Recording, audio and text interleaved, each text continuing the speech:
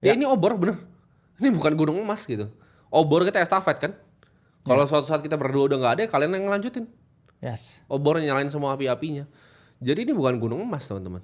Ya kalian jangan salah tangkap gitu loh.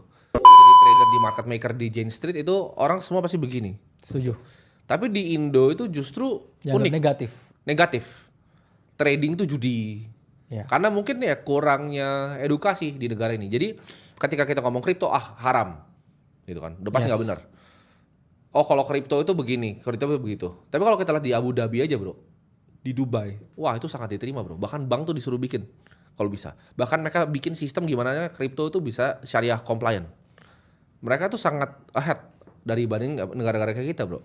Ya. Karena banyak banget yang bilang, misalnya gua bahas tentang Bitcoin, ini sales Bitcoin gitu kan. Oh ini jualannya Bitcoin, ini scam. Kenapa menurut tuh persepsi seperti itu? Karena pertama sebenarnya bukan hanya di Indonesia ya, tapi di seluruh dunia saya bilangnya. Bahwa rasa memiliki itu bagi sebagian orang timbul ketika kita lihat fisiknya. Iya. Sama seperti orang bilang emas ini berinvestasi, properti ini berinvestasi. Karena mereka beli emas, dibawa pulang, Iya. mereka taruh ke brankasnya. Properti, mereka beli tanahnya, mereka bangun rumahnya, itu jadi mereka tinggal. Sehingga untuk menerima Bitcoin yang mana ini wujudnya nggak ada, sulit. Karena jangan salah lah, orang bilang, oh saham dan lain sebagainya. Saham itu dulu, tahun 80-an ada kertasnya. Iya, betul. Ya, sebelum ada Jakarta Automated Traded System, Iya. itu semua benar-benar diperjualbelikan kertas wujudnya. Iya. Jadi, hanya kripto yang menurut saya itu benar-benar completely change the narrative and the mindset bahwa asetnya ini benar-benar nggak ada wujudnya. Iya. Value-nya ini hanya datang ke orang-orang yang percaya. Nah, tapi kan orang kan argumen semua orang begitu kan, fisik sama non fisik kan. Yes. Bahwa kalau rumah itu ada harganya karena ada fisiknya.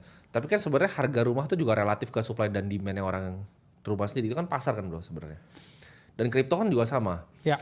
Jadi kripto ini menurut gua salah satu perkembangan paling cepat di negara kita, tapi walaupun dengan SDM yang kurang, Ya adopsinya paling tinggi se-Asia saham tuh sebenarnya. untuk ngumpulin 4 juta tuh butuh 20 tahun bro. Kripto tuh waktu itu ngumpulin 4 juta tuh dalam sebulan. Ya. Jadi progres 20 tahun capital market Indo itu dibalap sebulan usage-nya dengan kripto. Yes. Dan itu kalau itu nggak bikin kalian mikir apakah ini aset yang baik untuk kalian pelajari atau enggak. Ya soal itu ya kalian silakan sih. Kita nggak pernah larang ya orang mau jadi tukang nasi goreng, orang mau ini bebas. Tapi kenapa menurut tuh nyari duit di sini lebih efisien? Karena data itu juga didukung ya oleh market ya. Kalau kita lihat datanya dari KSEI 2020-2021 ketika pandemi waktu itu jumlah investor saham itu naiknya 90%. Tapi kripto waktu itu jumlahnya itu naik 180%. Double dari saham. Yang mana ini asetnya benar-benar baru, langsung diterima orang dan tiba-tiba langsung boom. Karena yang saya lihat orang ini melihat harapan bro. Karena kripto yang nggak berwujud ini membuat orang yang benar-benar percaya dan fanatis. Ya. Itu tinggi sekali rasa fanatismenya. Berbeda loh dengan orang yang di awal terlihat seperti aset konvensional. Jadi bagi mereka para believer ini yang udah nyemplung dan masuk di sini, mereka udah nggak bisa keluar, saya bilang. Mereka akan terus di sini dan juga terus ya jagain apinya supaya nggak mati.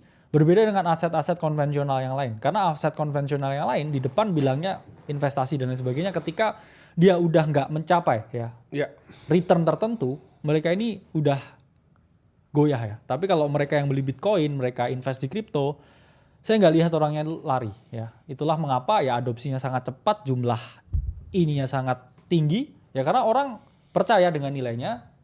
Orang yang percaya dengan nilainya memperoleh keuntungan, ajakin orang lain, orang lain lagi masuk ke situ, ajakin orang lain lagi, sehingga snowball effect-nya memang luar biasa di kripto ini. Berbeda ya, dengan aset-aset lain yang konvensional, ya saya untung udah.